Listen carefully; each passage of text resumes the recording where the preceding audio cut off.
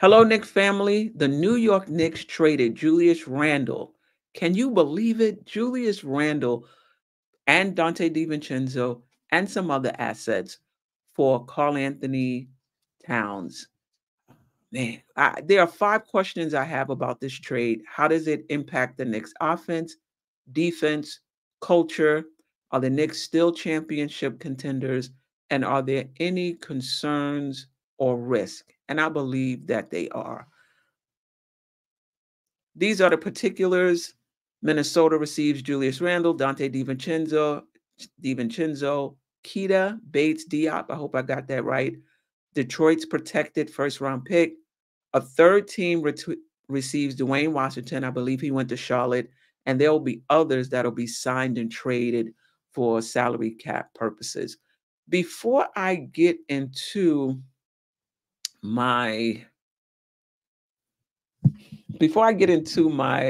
my five questions, I want to talk about my initial impressions. And you see, I have Julius Randle's stats up here, um, because that was my first impression or my first emotion. It was disappointment. Disappointment that Julius Randle won't be here to see this through. That he won't be here when the Knicks win a championship, unless for some reason the Knicks are able to bring him back. He came here and helped bring the Knicks out the mud. I think his first season here, the Knicks were 23-41. This was the season before Tom Thibodeau came. He is a big part of where we are now. He started it. Thibodeau was second. We talk about Brunson, but it started with Julius Randle. And he's been nothing but a soldier since he's been here. Epitomized everything the Knicks were about. Bought right into what Tom Thibodeau was preaching. Um, Came to work every day, practiced hard, whatever was asked of him, he did it. He bounced back from the thumbs down incident, right? Showing, in my opinion, that he was built for New York. Like, that didn't take him down. There was times when people were like, oh man, he ain't gonna never recover from this. No, he came right back and had an all NBA season. So he'll be missed. I'm a little disappointed in that. Another reaction was just being worried about the bench. The bench is pretty thin right now. We'll talk about that a little later. But that was an impression. But I gotta be honest. I was also excited about this modern offense we're about to run, and we ran it last year as well with Hartenstein. But this is going to be at an entirely new level. We'll talk about that. As the days went on, the reality also sunk in. And that was the reality that the front office wasn't all in on Julius Randle. Think about it. They didn't want to sign, Randle was eligible for a max extension. They did not want to sign him to a max extension. They got flexibility for a few more years with Jalen Brunson signing his extension this year. And they did not want to give up that flexibility to sign Randle to a max extension so that they won't, hit the second apron and they'll still have roster flexibility. Okay. I mean, that sounds reasonable, even though I still had issues with it. Randle was here from the beginning. If you believe in the team, lock it in, right? And so to me, that was an indication that they didn't quite believe in the team. But you know what? Okay, you haven't really seen this particular team with Mikal Bridges, without Isaiah Hartenstein, with Mitchell Robinson, with Julius Randle coming back. You haven't really seen this team. You don't want to lock it in. You want to give yourself flexibility. I get it. But then you go out and trade for Colin, and I'm not against the trade. Again, I'll get into this later on. But if that was your reason, you wanted the flexibility, you don't want to lock yourself into this team. I want to see how it, and then you go out and you trade for Karl Anthony Towns, who's in the first year of a Supermax contract, 4 years, I believe it's $20 million. I think he gets 40, he'll make 45.2 million this year. The Knicks are in the second apron. I want to say next year. Don't quote me on that. But they have essentially locked themselves in. And Cat, for all of his, he's an offensive unicorn, right? But for all of that, he has question marks as well. Health question marks, playoff performance question marks, right? You haven't seen him with this team either.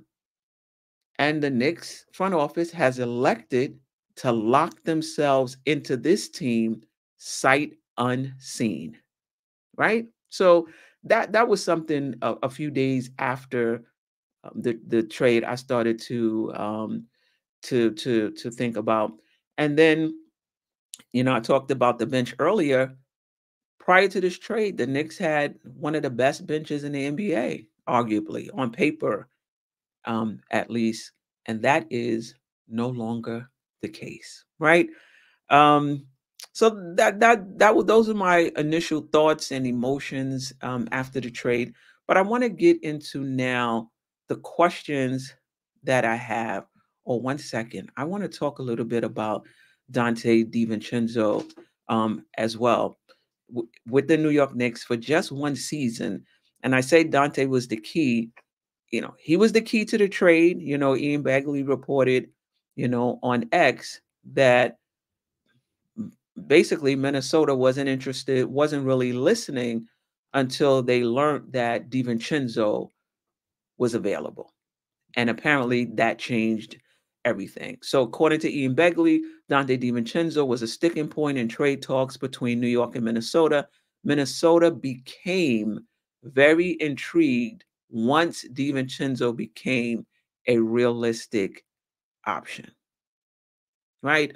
So he was a key in the trade in the sense that maybe Minnesota doesn't make this trade if DiVincenzo wasn't included. And the Knicks, we can go back to the Donovan Mitchell trade, decided that as much as they liked Dante DiVincenzo, that he wasn't going to hold up the trade. But Devo was also the key to the Knicks' success this season. 51 team, second seed in the Eastern Conference, took a leap, in my opinion. 1 year with the Knicks, 81 games, 29 minutes, 15.5 points, 3.7 rebounds, 2.7 assists, 1.3 steals on shooting splits of 44.3%, 40%, 75.4%. And he broke the Knicks record for three-pointers made, 283. He was third in the NBA in three-pointers made behind Curry's 357 and Luka's 284. So shout out to both Julius Randle, who had a tremendous impact on the franchise in the 5 years that he was here, but also the impact Dante DiVincenzo had in the 1 year that he was here. All right. So I want to get into the questions that I have. One is, how does this impact the Knicks offensively? The Knicks are better offensively. The Knicks are better offensively. I think Cat is going to be in a similar role to the one he had in Minnesota. He'll play both center and power forward. I'm not sure right now. I mean, obviously Mitchell Robinson is hurt. He may not be back to December or January, so Cat is going to play primarily center in that time. Once Mitchell Robinson comes back, it's unclear whether Cat will still start at center and Mitch will come in and move him to the power forward, or if Mitch goes into the starting lineup, plays the 5, and Towns plays the 4. He's equipped to play both the 5 and the 4. However, the Knicks will be at their best offensively with him playing the 5. He creates challenges for the defense, and he raises the ceiling of the Knicks offense. The Knicks will then have the ability to play 5 out. I think the starting lineup is going to be Brunson, Mikal, OG Anunoby, Josh Hart, and Karl Anthony Towns. Now, whether Josh Hart is playing the power forward, whether he's playing the shooting, it doesn't really matter. When you have 5 guys like that on the floor, all 5 of them can pass, shoot, and drive, right? The defense has to pay attention to every one of them.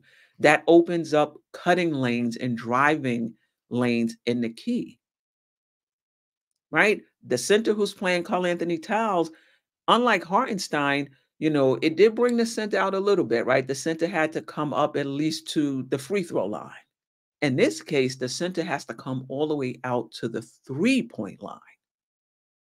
So that's going to create a lot of space for Brunson to drive. I think Brunson took last year, I want to say 51% of his shots in the mid-range, between the short mid-range and the long mid-range, mostly in the short mid-range though, but 51% of his shots in the key. It's a lot, right? Having that space is really going to help him, but also Mikal Bridges is good at cutting. Others better get good at cutting, right? And Karl Anthony Towns, though not the playmaker Julius Randle is, can pass the ball from the 3-point line and hit cutters, right? He's also very good big to big passes. If you watched tape from last year, he was really good at throwing a lob to Rudy Gobert. That bodes well for his relationship with Mitchell Robinson, right? That big to big passing ability, hitting Mitchell Robinson for the lobs, something the Knicks don't do often enough to get Mitch more involved in the offense. His ability to hit the 3-point shot helps. He's 39.8% for his career. That is tremendous for a center. 39.8% from the 3-point line for his career. And last season, he was 41.6% from 3. Now, last season, he took 31% of his shots from the 3-point line.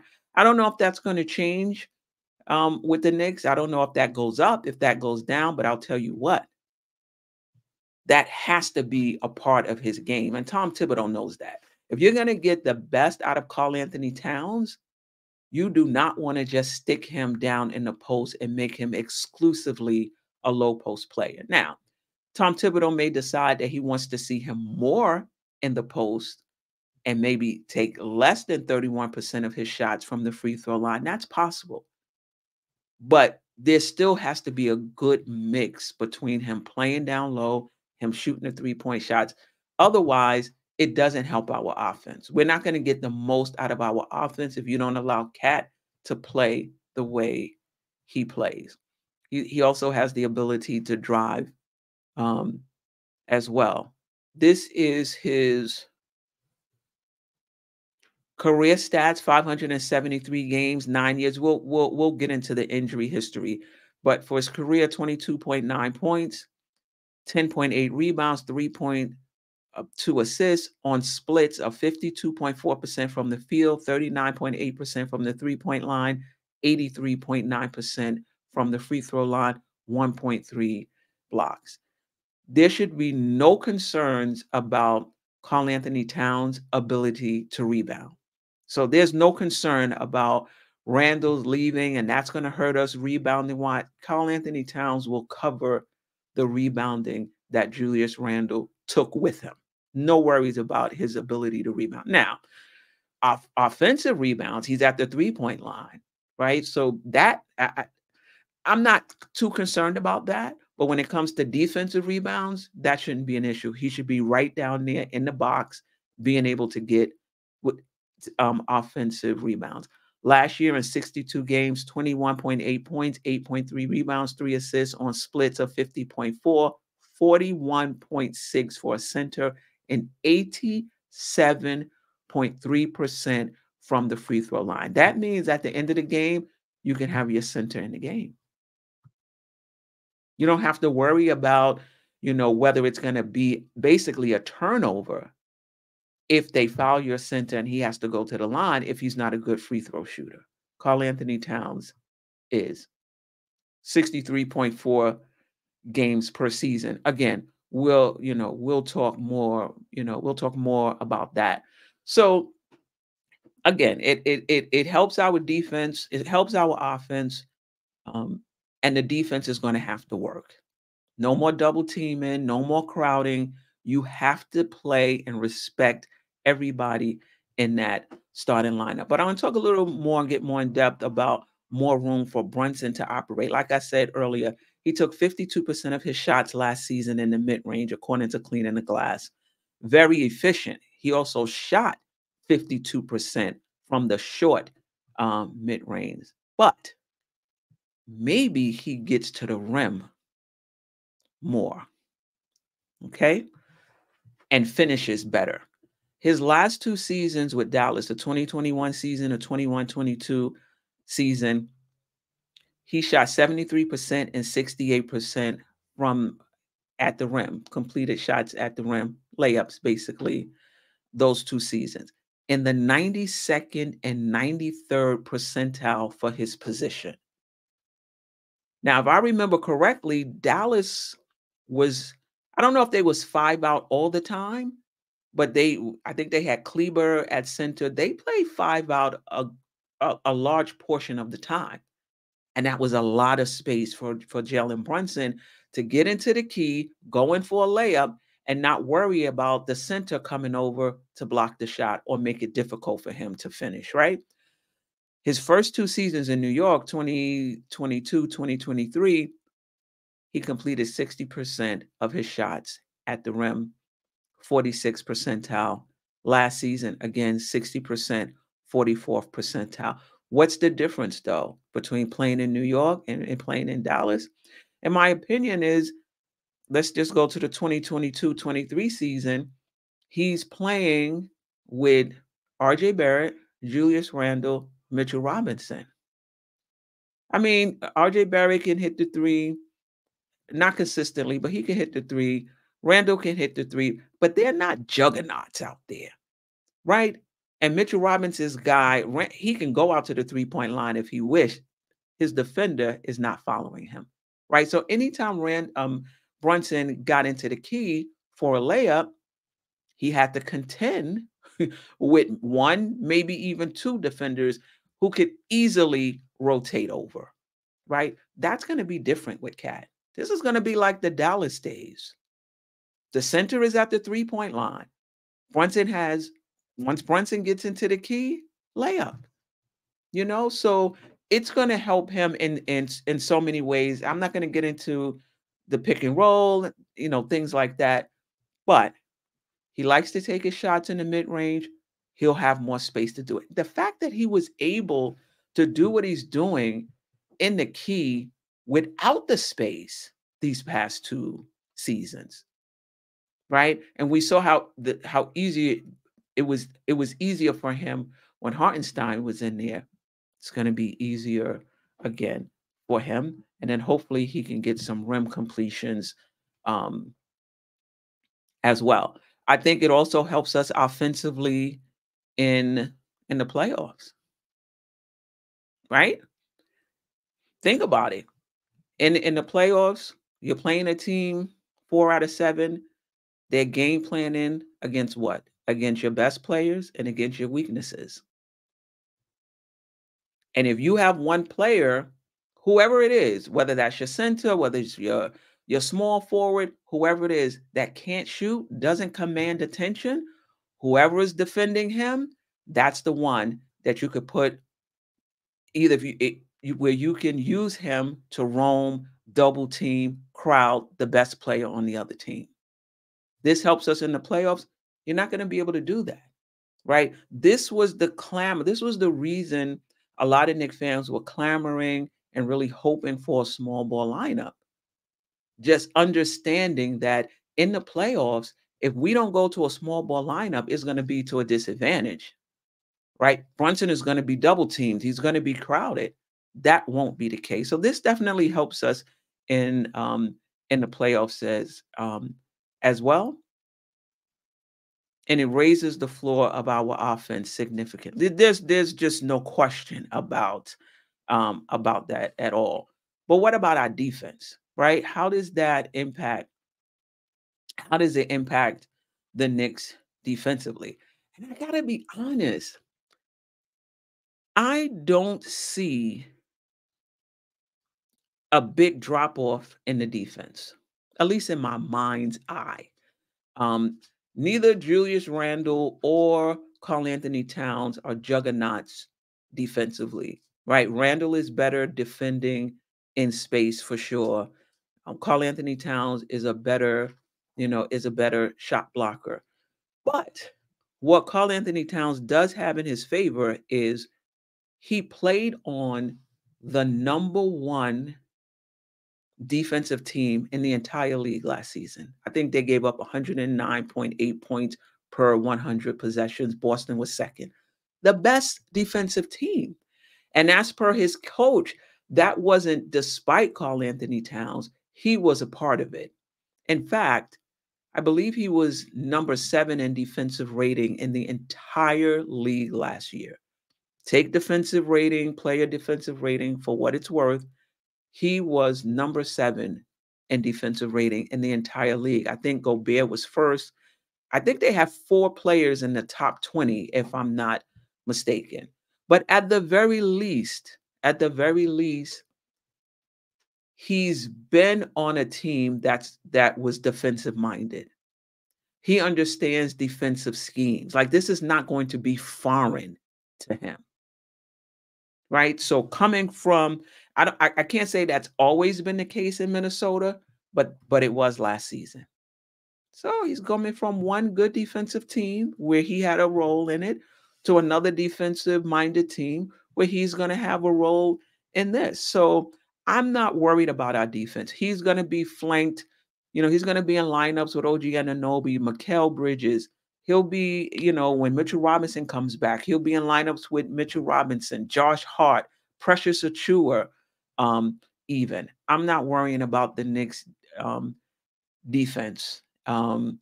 Again, Randall wasn't a great defensive player. Cat is not a great defensive player. I think it's going to be a wash. And really, he just has to be a really good team defender. Hit your spots. Be where you're supposed to be in rotation. Right? That's it.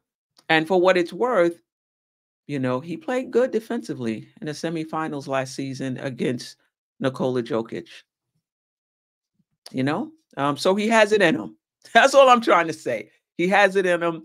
I think the Knicks, again, to recap, the Knicks offense is going to be better. The Knicks defense is going to be whatever it was. I don't see it being a drop off because Cat is here on the defensive end.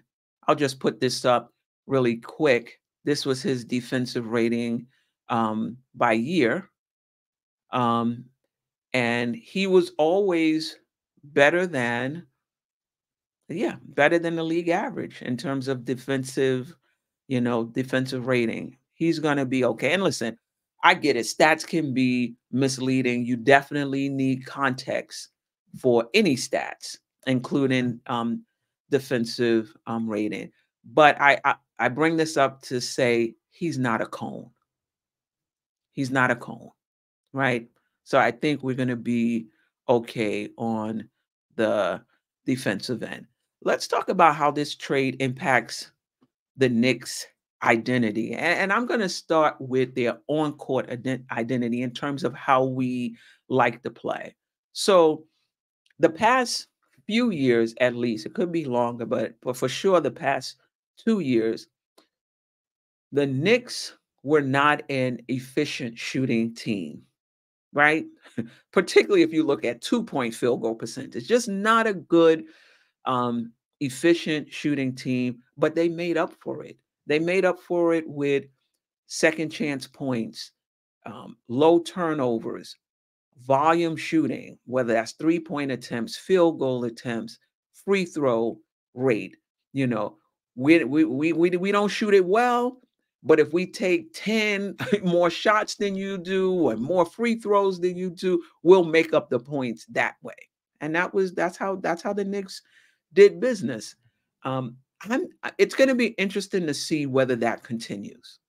It's going to be interesting to see, or whether the Knicks will be more of a shooting team, more of an efficient shooting team, more of a 3-point. We were already a 3-point shooting team in terms of attempts, but you know, are they going to be a team that's going to live and die by the three, a la like the Boston Celtics? It remains to be seen how our approach to the game on offense changes, if at all. And also, do we go from being a grit and grind team to a finesse team? Which is fine. Which is fine. I think there's this thought out there that if you're a grit and grind team, you're tough, and if you're a finesse team, you're soft. Not really. I think grit and grind. I'm talking offense. A team that's gonna bang it out and get offensive rebounds and bang and work for everything they get, and then a team who's very fluid on the offense and is considered a finesse team doesn't mean they're not tough. Toughness to me is mentality. Whether you're a banging team or a finesse team, that's style. That's just style, right? Being mentally tough, that's about getting it done in high leverage games. Whether you a grit and grind team or whether you're a finesse team, getting it done in high leverage games, getting it done in high leverage situations, coming through, making big shots, making big plays when the lights are the brightest, right? And not melting under the pressure of the situation. That's what it means to be tough. Whether you do that finesse wise, whether you do that grit and grind, that's just style. That doesn't matter, right? So the Knicks style may change, but I really doubt their mentality changes. And I get it. You're sending out Randall, who's rough and tough. You're sending out Dante DiVincenzo's rough and tough, in that Thibodeau mold, and for DiVincenzo, that Villanova mold, and you're bringing in Cat, where we don't know. We don't know if he's that type of player. We're gonna find out. I'm gonna talk more about that um later. But yeah, how does that impact our on court identity? I think our offense is going to change. I do think our offense is going to change. The Knicks may have, if everything breaks right, because that's something that's not talked about enough. That this team has to develop some chemistry, and that's going to take some time. But if everything breaks right, the Knicks can have a top five offense, not just a top five offensive rating through second chance points and volume shooting, but no, a top five offense, if that makes sense. We shall see. My fourth question is: are there any concerns with this trade? Are there any concerns? Um, and there is. And there is. I think, sorry, that wasn't hold on. Yeah. Are there any concerns with this team? And I think that there are. Um, the bench is weaker. The bench is led by Precious and Deuce now. And no disrespect to those guys, but remember, prior to the trade, the bench would have been led by DiVincenzo, right? Most of us think that he would have went to the bench by DiVincenzo and Josh Hart, two players that started, I believe, every game in the playoffs. They would be coming off your bench, leading the bench. And then Deuce and Precious would be your third and fourth guy off the bench. Now they're your first and second guy that you're relying on to score. So the bench is definitely thinner. Um, Deuce is the sixth man. The offense on that bench right now, as it presently stand, has to come from Deuce McBride. Is he up for it? I'm sure he's up for the opportunity. Can he deliver? We shall see. Right. So the bench is weaker. Maybe Shamit, becomes Devo. Um, remember, Devo wasn't Devo before the Knicks, right? He was an up and coming player. He had played well throughout his career as a role player. He did really well in Golden State, but he really broke out with the Knicks. He became DiVincenzo, the big ragu with the Knicks. I wouldn't sleep on Shamit Landry, who's coming into training camp on I believe it's an Exhibit 9 contract, a training camp invite. He'll probably have a good chance to make this roster.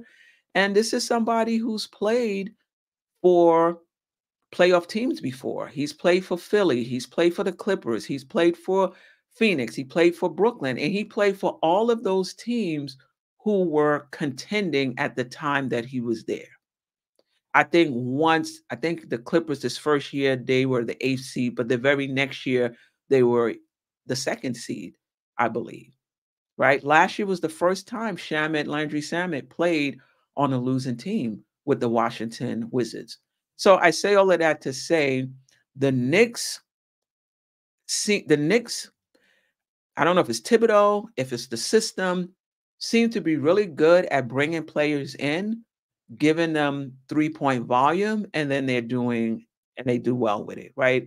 Fournier did well with it, with that opportunity. Devo did well with that opportunity. I will say for Shamit, though,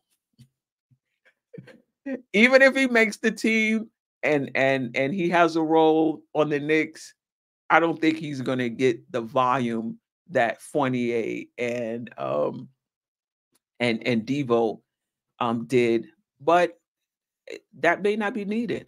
I think what's needed is just knock down your open shots, and you're gonna get plenty of it. And don't be surprised. This is my hot take, but it's possible. It's possible that before the season ends, he winds up in that starting lineup and Hart comes off the bench.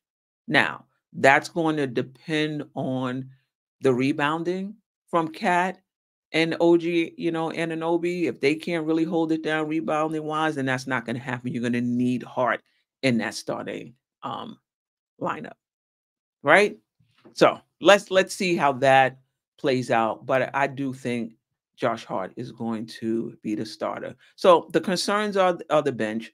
The Knicks are going to make another move. Like they know they need to do that. Cat's injury history is a concern. He's played 65 games, 65 games just once in the past 5 years. Right? The past 5 years, he's played 35 games, 50 games, 74 games, 29 games, and 62 games. Mitchell Robinson's injury, amongst other things, prompted the front office to make a trade, because how can you go into the season without a bona fide center, on this roster? And we signed Karl-Anthony Towns, who has an injury history of his own. And this is what I mean when I say that the front office took some risks, took some risks that they weren't willing to take with Randall. And I get it. I get it, because as Karl-Anthony Towns is healthy and he buys in, the ceiling on this guy and the ceiling on the Knicks is high. But again, not without question marks. And health is one of the questions, something we're dealing with Mitch, OG Anunoby, and now Cat. Right? So that's a concern. Another concern is the Knicks will be in the second apron, I believe, next season. Somebody correct me if I'm wrong in the comments. So the roster flexibility is gone.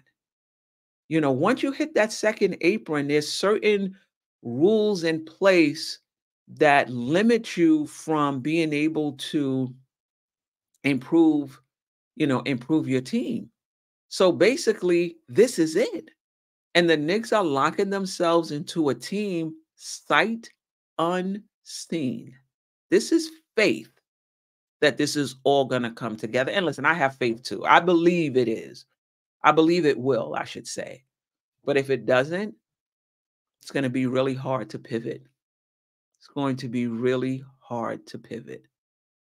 Right? And that's one of the concerns I have about this trade. And the biggest concern, well, the bench was my biggest concern, but my second biggest concern about this trade is whether or not Karl Anthony Towns will buy into the culture of the Knicks. Team first, sacrifice, whatever it takes to win.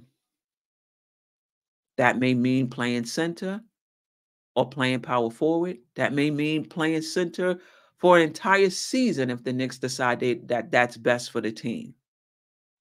Right? That may mean you don't close game. I doubt he doesn't close a game, but there could be a game where, that team is going well and they just decide that we're going to rock with that team and leave Karl Anthony Towns on the bench. Is he okay with that?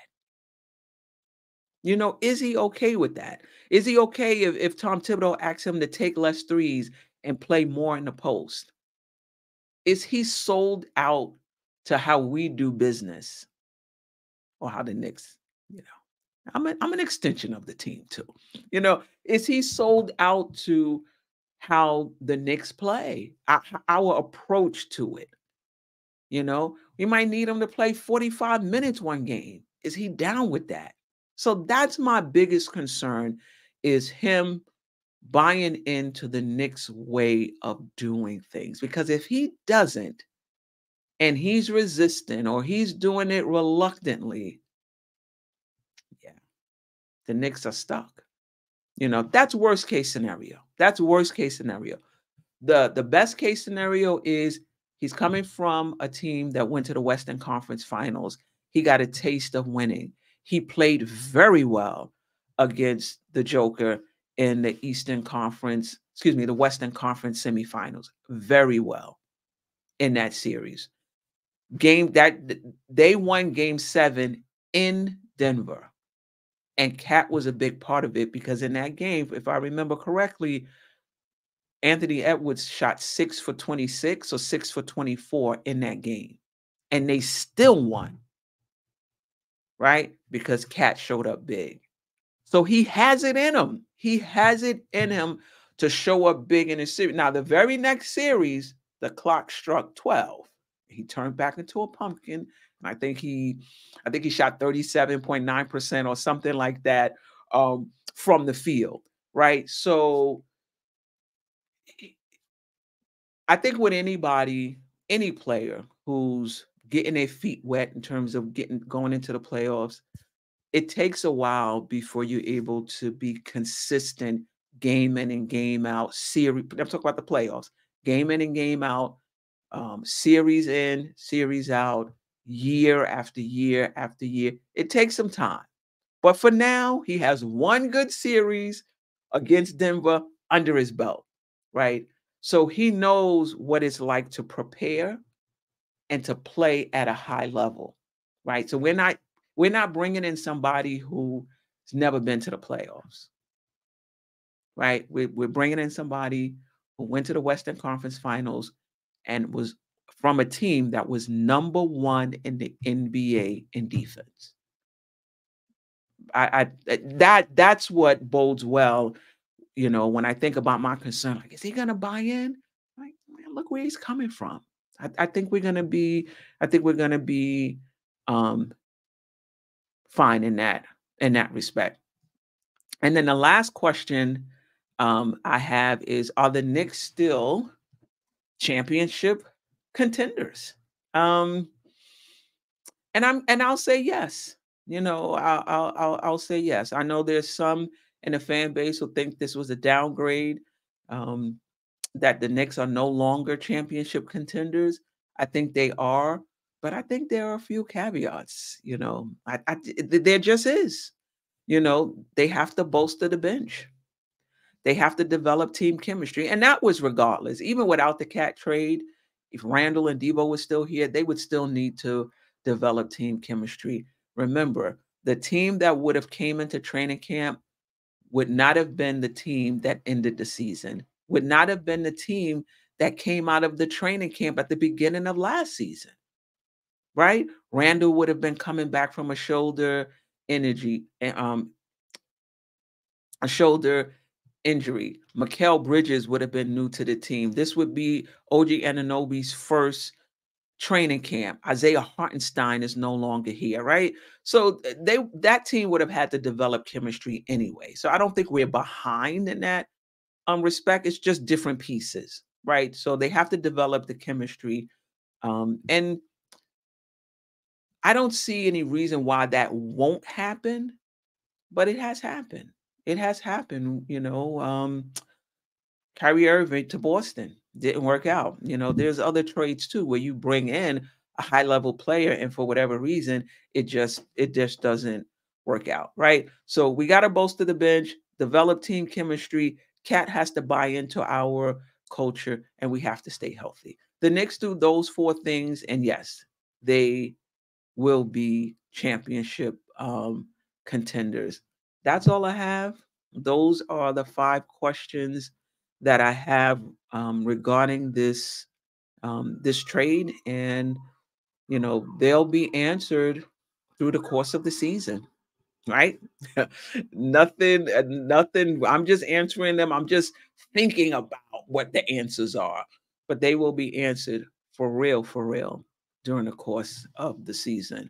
I appreciate you listening. Leave a comment down below whether or not you think the Knicks are still championship contenders, whether or not you like the trade for Cat, whether or not your thoughts on, the Knicks offensively, defensively, the culture, any concerns, whatever I covered here. Let me know if you agree or disagree, or if you have other concerns that you want to add. Just leave it down in the comments. Until next time. Sister, you one of a kind. Yes. Oh, sister, it's time you That's shine. Dope Soul. Where you at? Where you at?